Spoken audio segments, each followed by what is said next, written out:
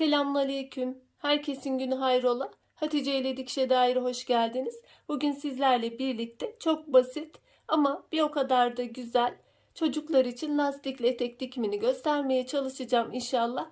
Güpür ve bu su taşı harcından kullanacağım. Çalışmaya geçmeden önce kanalıma ücretsiz bir şekilde abone olup yandaki zili de aktif hale getirirseniz yüklediğim tüm videolardan haberdar olabilirsiniz. Şimdi çalışmamıza geçelim. Güpür ve harç şart mı? Değil. İstediğiniz elinizde varsa istediğiniz şekilde değerlendirebilirsiniz. Kumaş olarak dökümlü kumaşlardan büzgülü etekler daha güzel duruyor. Benim de krep kumaşım, dökümlü bir krep kumaşım var. İnce bir krep. Burada herhangi bir kesim yapmayacağız. Eninin ve boyunun ölçüsünü belirliyoruz. Düz bir kumaş. Bazen bu tarz çalışmalarda neden kesim yapmadığınız deniyor. Herhangi bir kesim olmayacak. Zaten etek uç kısmıyla bel kısmı aynı olacak. Çocuklarda ben büzgü payını daha fazla veriyorum. Burada büzgü payı ne kadar fazla olabilir diye düşünürseniz onu da şöyle izah edeyim. Çocuğun basen ölçüsünü alırsınız, belirlersiniz. Onun dışında büzgü payını basenin yarısı kadar verebilirsiniz. Çok dökümlü kumaşlarda 2 katı kadar verebilirsiniz. Mesela çocuk baseni 60 santim basen, ona 30 santim bolluk payı ekleyebilirsiniz. Ya da 120 santim çok dökümlü kumaşlarda alabilirsiniz. Bunlar ölçüler bu şekilde almak şart mı? Hayır, göz ayarı da yapabilirsiniz. Daha da azaltabilirsiniz. Bu size kalmış. Şöyle ben kumaş ölçüsünü vereyim. 98 santim genişliğinde, boy olarak da benim kumaşım 44 santim. Boy olarak siz kendi çocuğunuza giydireceğiniz boyu da karar verebilirsiniz. Diz üstü giydirebilirsiniz, diz altı giydirebilirsiniz, diz kısmından giydirebilirsiniz, o ölçüde giydirebilirsiniz. Bu biraz da size kalmış. Siz kendinize göre ayarlayabilirsiniz. Burada kumaş tek parça olduğu için sizin elinizde 2 parça da olabilir. Hiç fark etmez. Benim kumaşım bu şekilde. Yani küçük parçaları da değerlendirebilirsiniz. Benim burada tek bir dikiş kısmı olacak yan olarak. Bu tek olduğu zaman ben bu dikişleri arka kısma bırakıyorum. Öncelikle şuradaki dikişi yapacağız. Eğer sizin 2 parçaysa yanlarda bırakırsınız ve burayı da dikersiniz. Şimdi bu kısmın dikişini yapalım. Kenar dikişini yaptık. Kenarlarını zikzak makinenin ayarıyla temizlemesini yapıyoruz. Ben overlock makinesinde temizleyeceğim. Eğer zikzak ayarıyla makinede temizleyecekseniz şu kısımları kesersiniz. Ben overlock'ta temizleyeceğim için direkt kendisi zaten kesecek.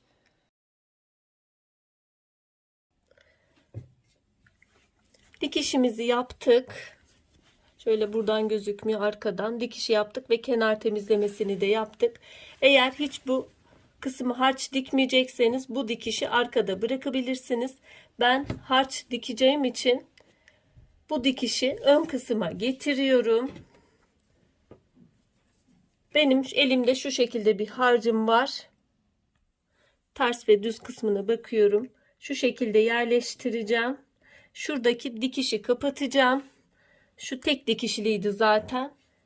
Eteğimizde hiç dikiş gözükmeyecek. Bu da ön kısım olacak. İğneliyorum. İğnelemeden de dikebilirsiniz de ben göstermek amacıyla iğneliyorum.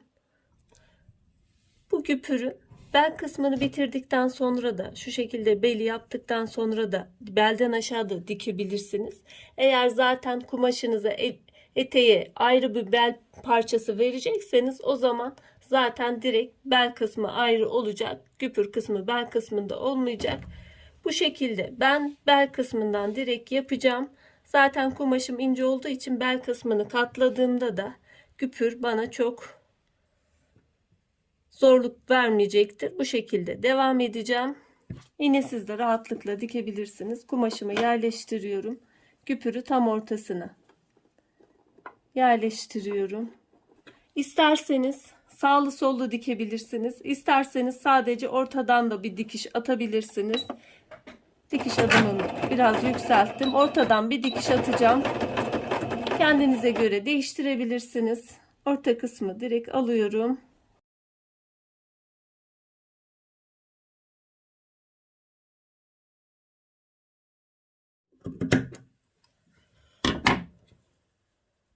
Şöyle açayım.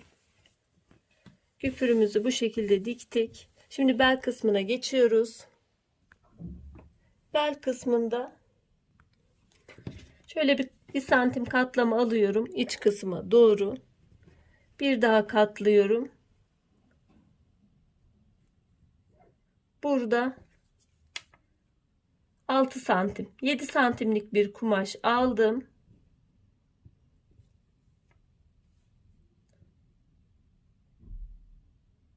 Yedi santimlik bir kumaş. 1 santimini içeri kıvırıyorum. 6 santimlik bir katlama kalıyor. Bunu da şöyle bir lastik kullanacağım. Lastiğimin genişliği 2 santim. Şu katlamanın alt tarafında lastik kısmını bırakacağım. Üst kısım fırfır şeklinde, büzgü şeklinde kalacak. Şimdi makinede dikişine geçelim.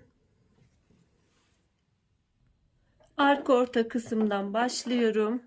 Lastik geçirmelerini arka orta kısımdan geçiriyorum genellikle. 1 santim aldım. Bir katlama daha yapıyorum. Bu katlama 6 santim.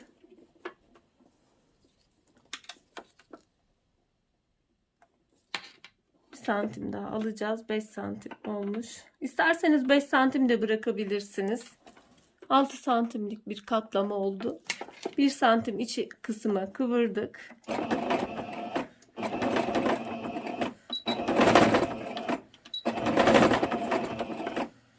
Bir santim içeri alıyorum.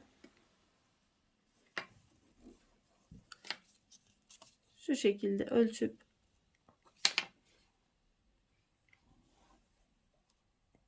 dikiyorum.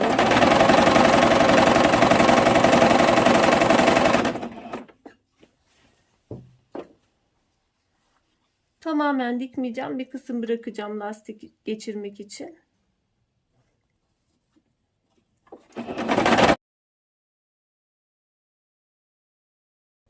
Lastik geçirmek için bir kısım bırakıyorum.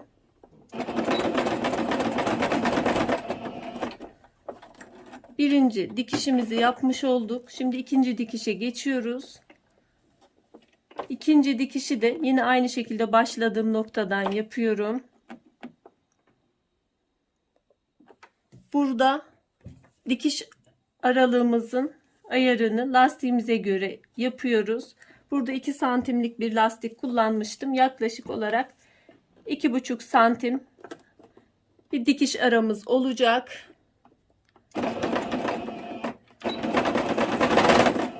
Bu şekilde komple dikeceğim. Çünkü bir daha üst kısma lastik geçirilmeyeceği için bu devreyi komple dikiyorum. Lastiği kaldırıyorum. Mezura yardımıyla da dikebilirsiniz. Sabunla çizebilirsiniz de. Şu şekilde de dikebilirsiniz.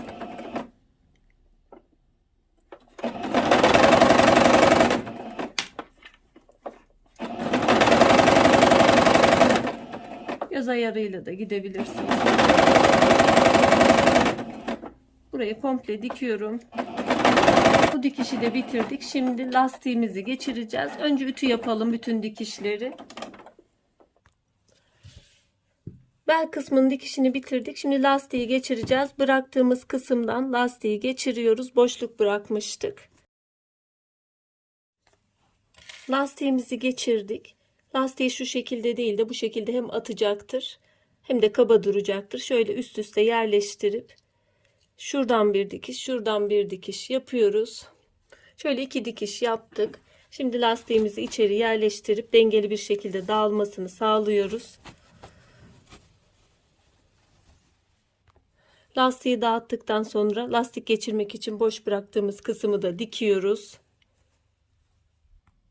Bel kısmını tamamladıktan sonra etek uç kısmına geçiyoruz. Etek uç kısmını 2 kere de kıvırabilirsiniz. Şöyle bir kıvırırsınız.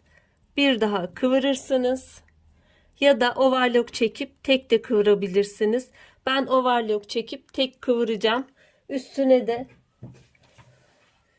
şu şekilde arkaya doğru bir kıvırıyorum. Ve üstüne harç dikeceğim. Şu şekilde harcımı dikeceğim. Bunu dikmeyebilirsiniz de. Şimdi overlock'unu çekiyorum. Temizlemesini yapıyorum. Overlock dikişini yaptım. Şimdi makinede katlayıp bir arkaya bir kere kıvırıp üzerine de harcımı dikeceğim. Siz isterseniz önce dikin, sonra harcı dikin. Ben ikisini birlikte dikeceğim. Arka tarafta bırakıyorum. Ek kısımları genelde arka tarafa bırakıyorum. Şöyle bir kıvırma aldım. Küçük bir kıvırma arkaya doğru.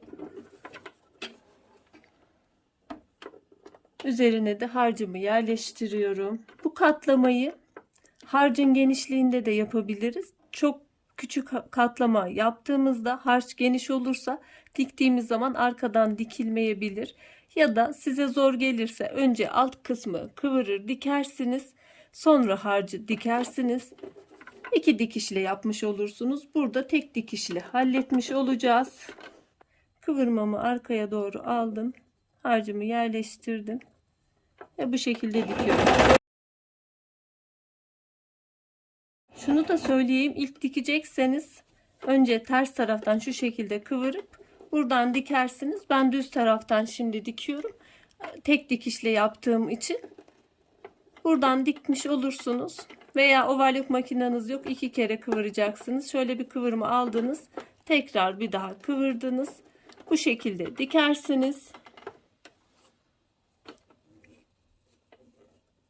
Harç dikimini de bitirince çalışmamız bitmiş olacak. 3-4 yaş için uygundur. Ama yine de etek boyunu siz belirleyebilirsiniz. Umarım faydalı bir çalışma olmuştur. Yapmak isteyen, denemek isteyen arkadaşlara kolaylıklar diliyorum. Allah'a emanet olun. Hoşça kalın, sağlıcakla kalın.